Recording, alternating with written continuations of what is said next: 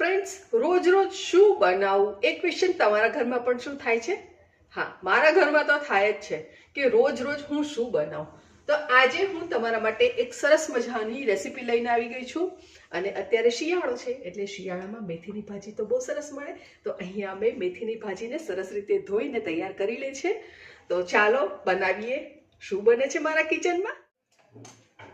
તો સૌથી પહેલાં આપણે આ જે ગ્રીન ભાજી રાખી છે તેને આપણે સાફ કરી લીધી છે અને એને ધોઈ લીધી છે. હવે આ ભાજીને આપણે રફલી ચોપ કરવાની છે. બહુ ઝીણી પણ નથી કરવાની અને બહુ મોટી પણ નથી કરવાની. એવી રીતે આ ભાજીને આપણે ચોપ કરીને તૈયાર કરી દેવાની છે. હવે મેથીની ભાજી એવું છે ને કે આપણા ઘરમાં બધાને ન ભાવતી હોય, તો તમે મેથીની ભાજીની જગ્યાએ પાલકની ભાજીનો ઉપયોગ કરીને પણ બનાવી શકો છો. મેથીની ભાજી અને પાલકની ભાજી બંને ભાજી આમ તો હેલ્ધી જ છે, તો તમે મેથીની જગ્યાએ પાલકની ભાજીનો ઉપયોગ કરી શકો છો. તો બસ ભાજી આપણી સરસ સુધારીને તૈયાર થઈ ગઈ છે અને આ ભાજી લગભગ આપણે 1 કપ જેટલી થઈ હશે.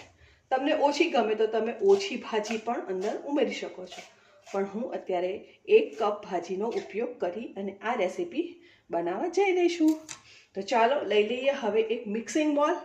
મિક્સિંગ બોલની અંદર આપણે ટ્રાન્સફર કરી લઈશું આ ભાજી જે 1 કપ છે એને મૂકી દઈશું. હવે આપણે એની અંદર બાકીના બધા ઇન્ગ્રેડિયન્ટ્સ રાખવાના છે. તો ઇન્ગ્રેડિયન્ટ્સ બધા મેં અહીંયા રેડી કરી રાખ્યા છે. તો આપણે એની અંદર ઉમેરી લઈશું. બાજરીનો લોટ લીધો છે મેં અહીંયા. શિયાળાની ઠંડીમાં બાજરીના લોટનો ઉપયોગ વધારામાં વધારે જેટલો થાય એટલો આપણે કરવો જોઈએ.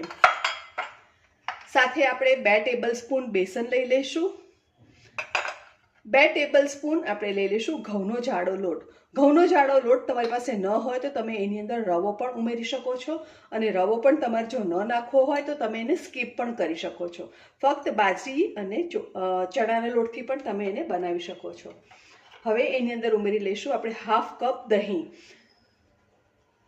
ત્યારબાદ આપણે એની અંદર ઉમેરી લઈશું ગાજર.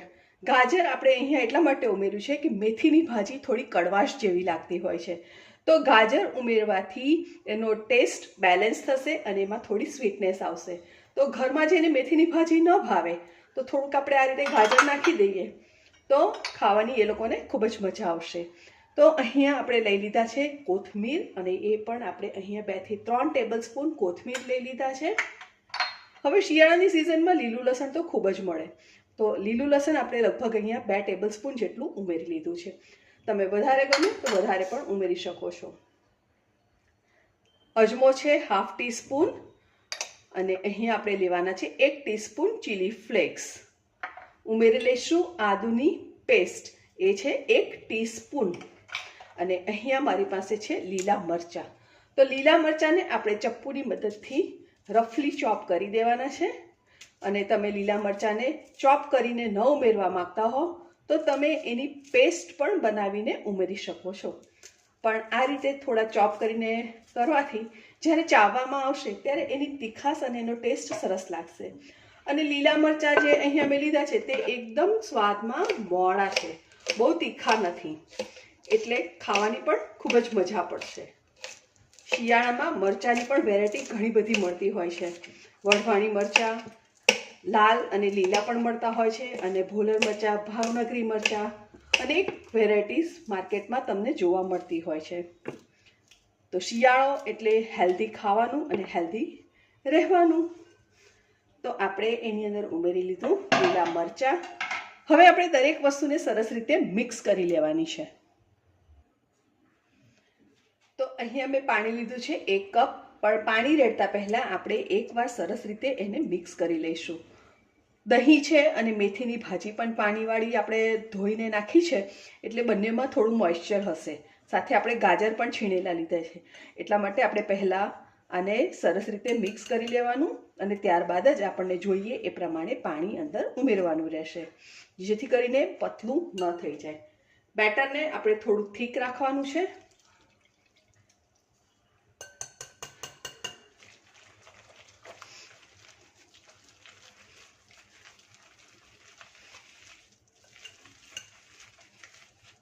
સરસ રીતે મિક્સ થઈ ગયું છે, પણ હજુ આપણે પાણીની જરૂર વધારે પડશે, કેમ કે હજુ આપણે થોડું એને પતલું કરવાનું છે.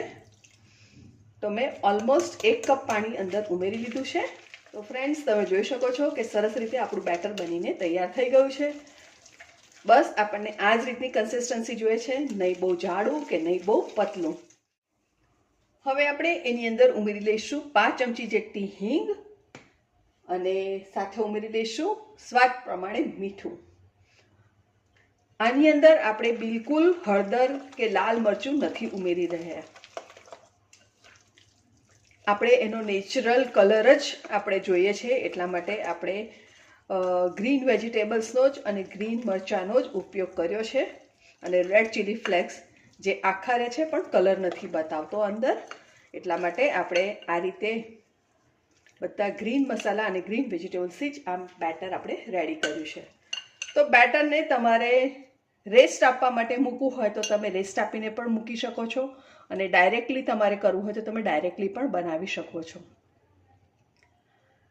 આ રેસીપી કોઈ ગેસ્ટ આવવાના હોય તો તમે આ રીતે બેટર બનાવીને મૂકી દો, અને જ્યારે ગેસ્ટ આવે ત્યારે ફટાફટ તમે એને બનાવીને સર્વ કરી શકો. તો ફ્રેન્ડ, બેટર તો બનીને તૈયાર થઈ ગયું છે.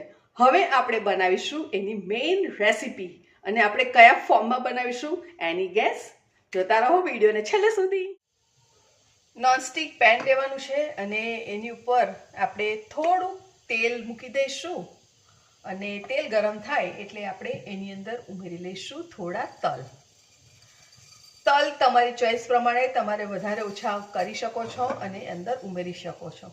અને ઇવનલી આ રીતે જો સ્પ્રેડ થતું હોય તો એને સરસ રીતે આપણે પેનની અંદર સ્પ્રેડ કરી દેવાનું છે.